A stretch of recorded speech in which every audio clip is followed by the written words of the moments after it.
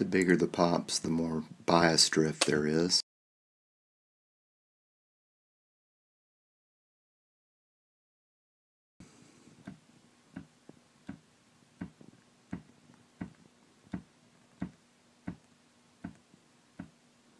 That little blue light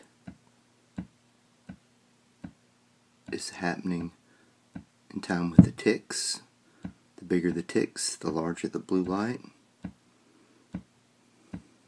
These are new tubes.